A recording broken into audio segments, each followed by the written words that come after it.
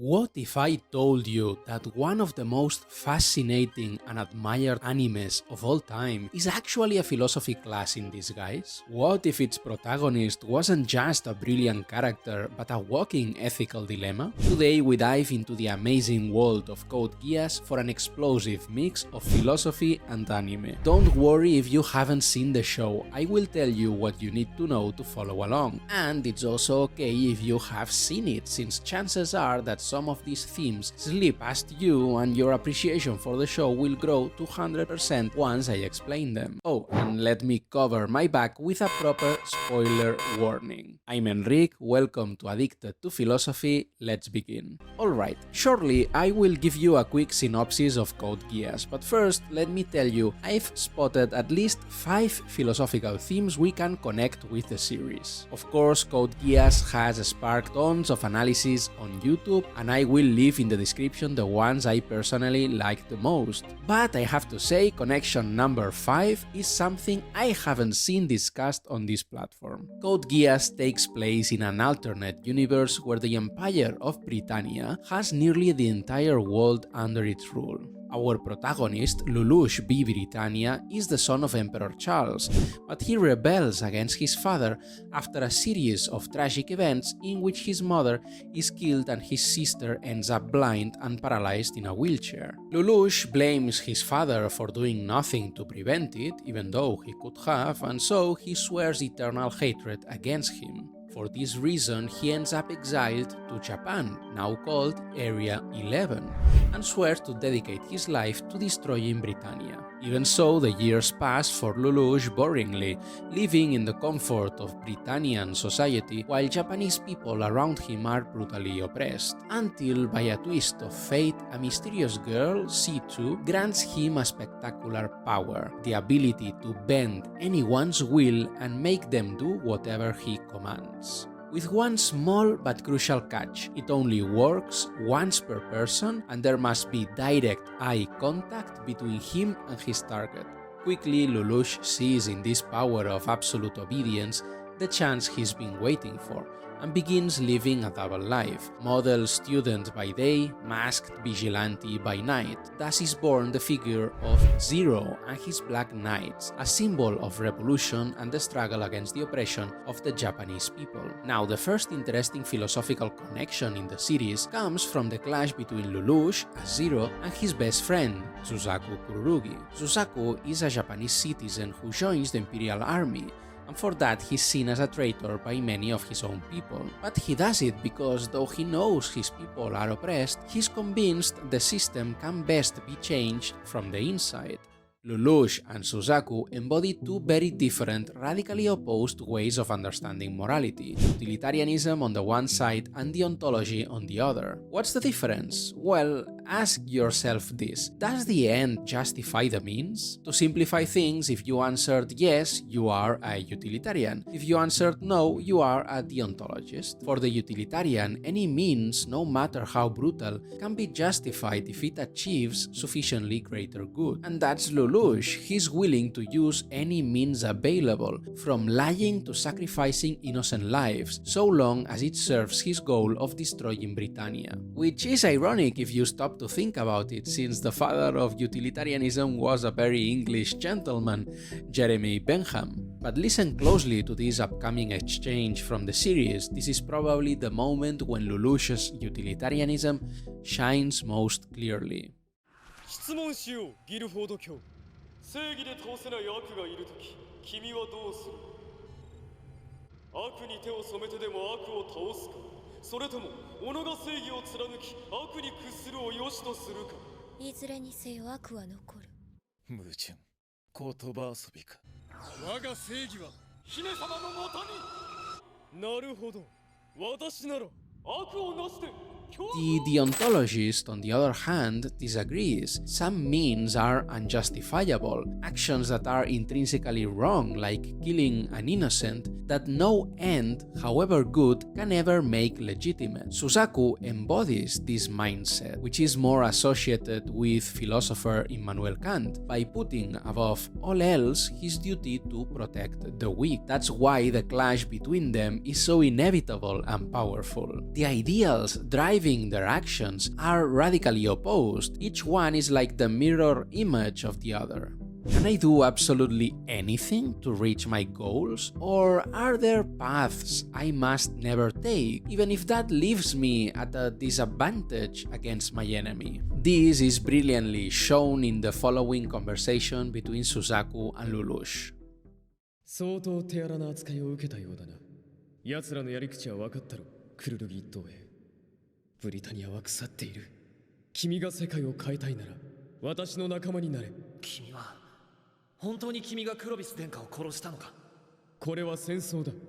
敵将を討ち取るのに理由がいるか？毒ガスは民間人を人質にとって。交渉ごとにブラフはつきもの。結果的には誰も死んでいない。結果？そうか、そういう考えで。私のところに来い。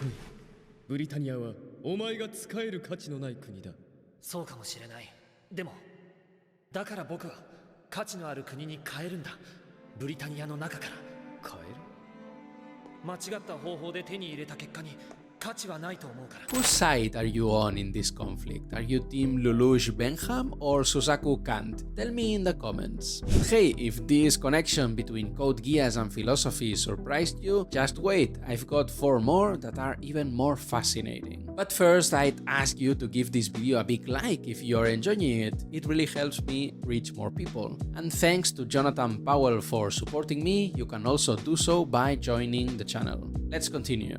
One of Lelouch's main tools for advancing his cause is lying. With his "the end justifies the means" mindset, Lelouch is a master of manipulation and deceit, weaving around himself a web of lies that slowly but surely brings him closer to his goal. In the history of philosophy, the debate is endless about whether lying can sometimes be a legitimate means or if it is always wrong. Plato, for instance, thought that the philosopher king could, on very rare occasions, make use of lies, of the noble lie, if it served the common good. Of course, Plato would never justify the extremes to which Lelouch takes lying, but still, there's the Platonic recognition that lies can sometimes be a legitimate means, and Lelouch might draw ideas from that.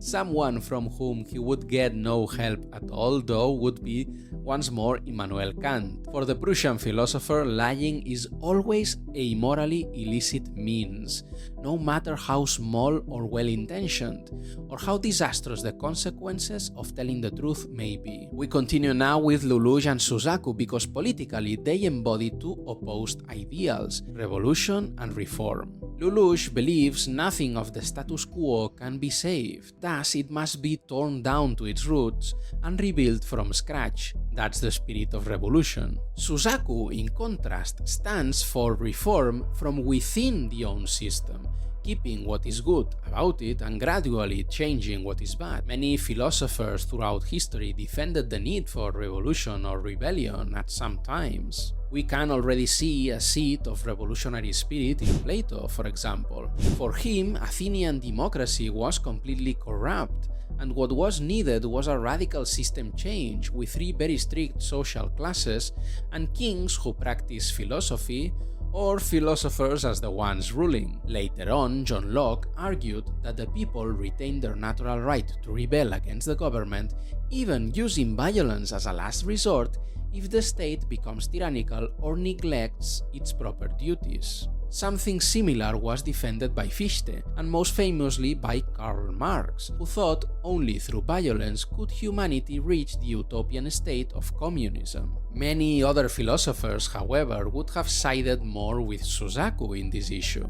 Aristotle, for instance, rejected Plato's idea that there is only one good regime and all the rest are corrupt or bad. Instead, he argued that every regime has both a good form and a bad one. So, for him, it was far wiser to improve the political system little by little through just laws and good customs than to overthrow it and replace it with something completely different. Such rebellions, Aristotle thought, rarely turned out well, and most likely would trigger civil war and a spiral of violence that would make rebuilding the common life far harder. Kant, too, was radically against the right to rebellion, especially after seeing how quickly that idea turned into the terror of the French Revolution. Though he supported the ideals of the revolution, he firmly denied that there could be a right to violent insurrection, because that leads to a lawless state where the very bases for freedom are lost. He argued this in his early essay on the common saying, "This may be true in theory,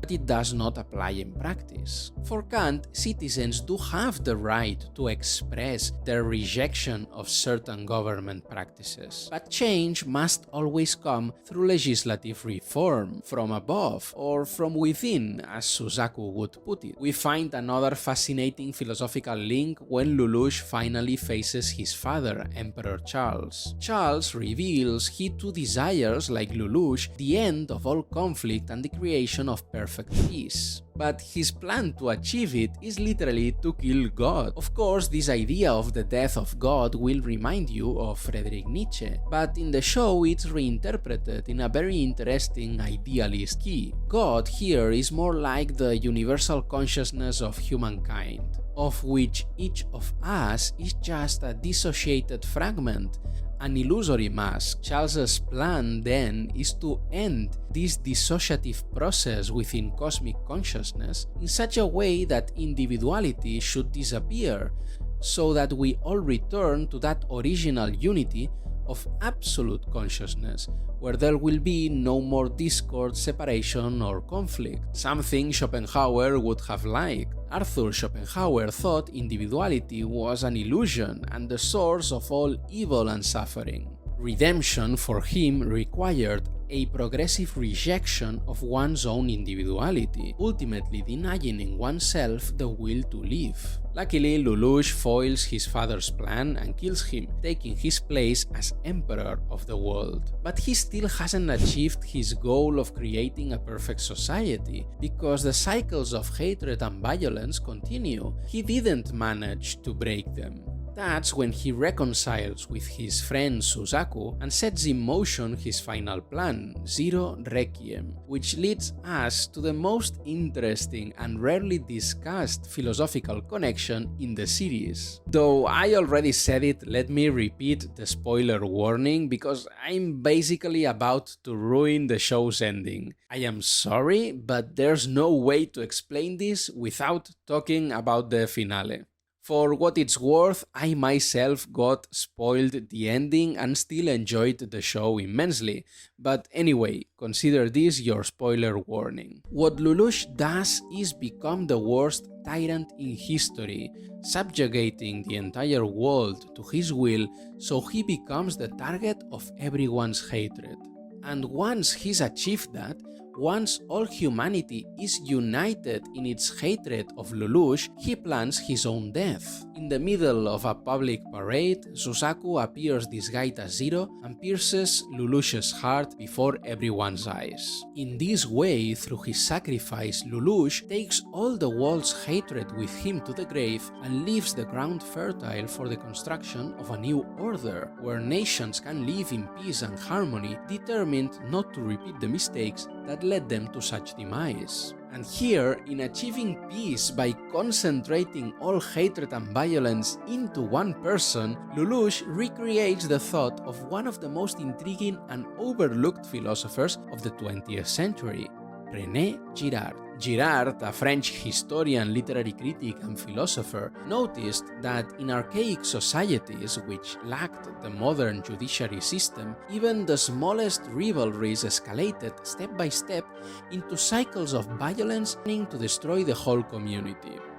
One attack sparked another. You steal from me 2 apples, I steal from you 3 cows. You kill my father, I kill your father, your mother, your sister, your cousins, and before you know it, we are caught in an endless spiral of vengeance. How did Girard think these communities defended themselves from the threat of their own violence? With what he called the scapegoat mechanism. finding someone, an individual or group who stands out a bit, maybe for being slightly different from the rest, to blame for all evil and onto whom all scattered violence could be projected. Of course, that person is always unfairly blamed, and thus only a scapegoat. But the community begins to see them as truly the sole culprit for everything that is going wrong. And so, to restore the lost unity, there is only one solution: erase the scapegoat. When this scapegoat mechanism takes hold, Girard says, those once divided and in conflict suddenly unite, joined together in their hatred for the chosen victim, who becomes the great common enemy. Violence, which moments before was scattered everywhere, is now organized and discharged in a collective act against this single victim, who in a sense stands in for everyone else. Each person redirects aggression once aimed at their neighbor onto this victim, treating them as the final rival. And in this way, with a single death, the community is saved and rises from the ashes more united than ever. The scapegoat mechanism, Girard said, restores the lost social cohesion and allows societies to start again from scratch, having exorcised the ghost of hatred and violence. Lelouch, with his final plan, the Zero Requiem, is basically putting into motion the very social mechanism identified by René Girard. He makes himself the scapegoat of the entire world for people to unite completely in their hatred of him, so that with his sacrificial death they are freed from the yoke of violence and can begin again from scratch. And do you know what is even crazier than Code Geass being related to an unknown 20th century French philosopher? That renowned YouTuber PewDiePie inadvertently copied René Girard's philosophy in his famous Minecraft series, and nobody noticed. Almost nobody. I did notice. And lucky for you, I have already explained it on this channel, so go check this video over here to find out. And as always, don't forget to think.